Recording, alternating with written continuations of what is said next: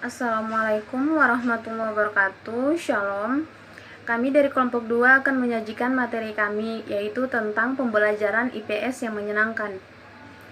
Nah, untuk pembelajaran IPS yang menyenangkan, ada pendekatan-pendekatan yang harus dilakukan oleh guru-guru terhadap para siswa. Nah, salah satunya yaitu dengan melakukan pendekatan konstruktivistik. Hal ini juga terdapat dalam pandangan Brock and Brock tahun 1999, yaitu pendekatan konstruktivistik mengharuskan guru-guru IPS untuk melakukan hal-hal berikut ini. Pertama, mendorong dan menerima otonomi dan inisiatif siswa dalam mengembangkan materi pembelajaran. Nah, menurut Brock and Brock, kemandirian dan inisiatif siswa itu akan mendorong siswa untuk menghubungkan gagasan dan konsep. Kemudian siswa yang berinisiatif untuk mengajukan pertanyaan dan mengemukakan isu-isu mengenai materi pelajaran, kemudian mencobanya untuk menjawab sendiri pertanyaan itu serta menganalisisnya menjadikan dia sebagai pemecah masalah-masalah, serta lebih penting lagi sebagai penganalisisnya. Nah, siswa seperti ini dapat dimanfaatkan oleh guru untuk mengembangkan materi pelajaran di dalam kelas yang melibatkan secara aktif semua peserta didik. Kedua, menggunakan data mentah dan sumber utama primary resources untuk dikembangkan dan didiskusikan bersama-sama dengan siswa di kelas. Data-data atau angka-angka yang tercantum dalam monogram di kantor kelurahan atau kecamatan mengenai keadaan penduduk misalnya merupakan data utama. Data tersebut dapat dikembangkan dalam proses pembelajaran IPS yang konstruktivistik melalui diskusi di kelas dan untuk membangun kemampuan siswa dalam membuat prediksi, analisis, dan kesimpulan berdasarkan kemampuan individual. Di sini saya akan menjelaskan bagian ketiga, memberikan tugas kepada siswa untuk mengembangkan klasifikasi, analisis, melakukan prediksi terhadap peristiwa yang terjadi dalam kehidupan sehari-hari, dan menciptakan konsep-konsep baru. Menurut Brooks, analisis, interpretasi, prediksi, dan sintesa itu merupakan kegiatan mental yang membutuhkan kemampuan menghubungkan ke dalam teks dan konteks dalam kehidupan membentuk pemahaman.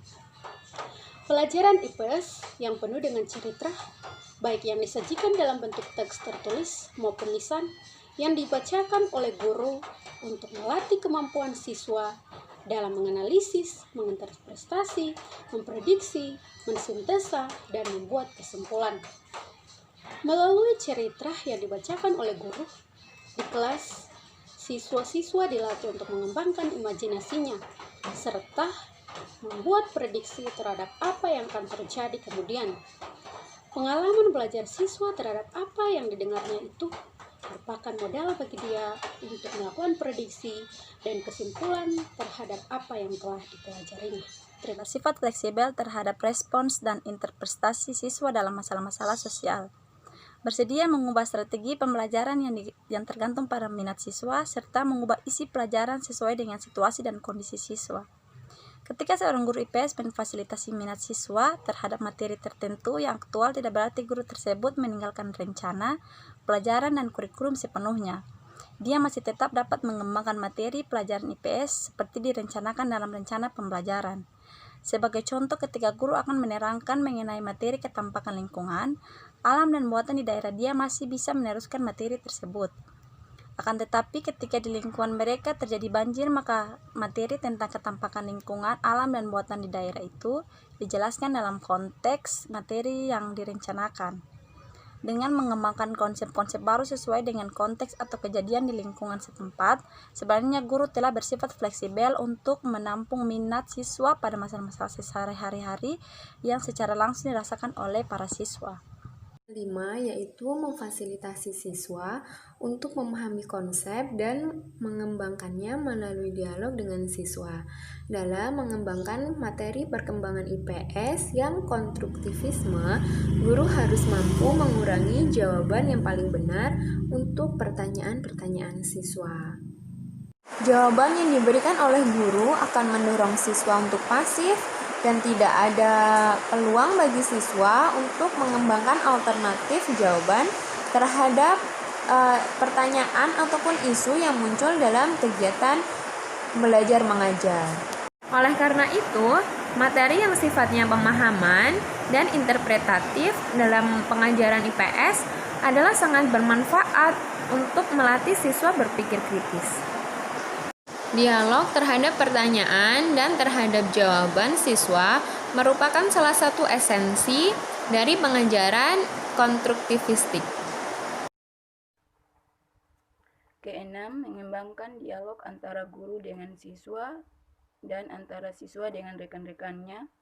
Salah satu cara terbaik bagi siswa untuk mengubah dan memperkuat konsepsinya adalah melalui wacana diskurs sosial.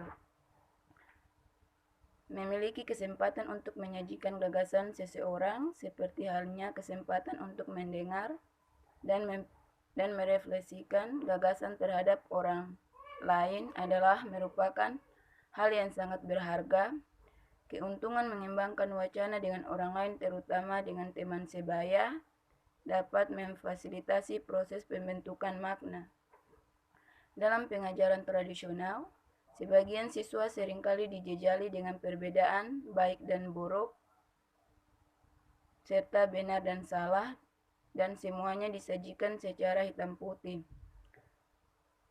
Konsekuensi dari penyajian seperti itu adalah siswa hanya belajar mengenai jawaban singkat dan hanya berbicara mengenai gagasan baik dan jawaban yang benar, yang mungkin saja yang baik dan yang benar tersebut adalah menurut standar guru. Penyajian seperti itu jelas tidak mendorong siswa untuk mengembangkan pemahaman mengenai materi pelajaran.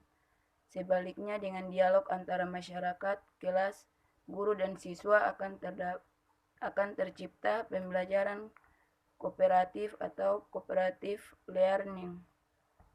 Menurut hasil penelitian, pengalaman pembelajaran kooperatif atau cooperative learning telah mampu meningkatkan daya tarik interpersonal di antara siswa yang semula memiliki prasangka kurang baik, dan pengalaman tersebut telah meningkatkan interaksi antara kelompok etnik atau status sosial, baik dalam pengajaran di kelas maupun dalam hubungan sosial di luar kelas.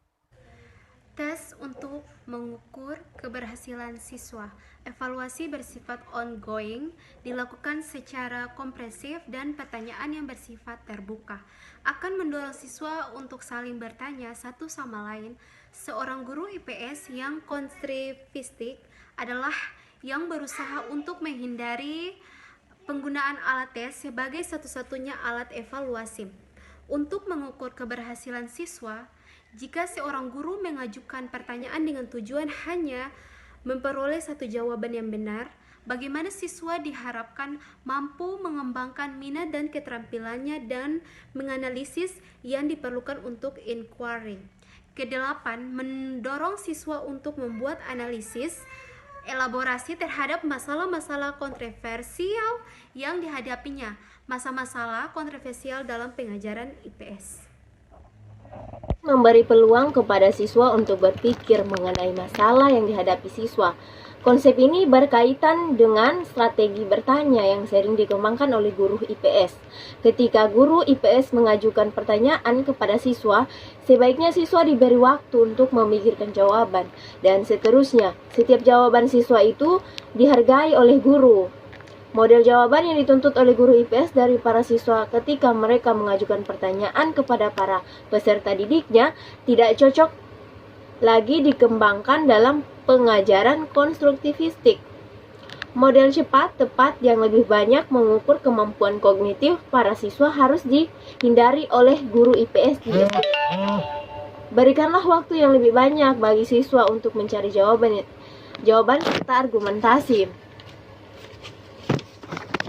mengenai pertanyaan guru atau masalah yang diajukan guru.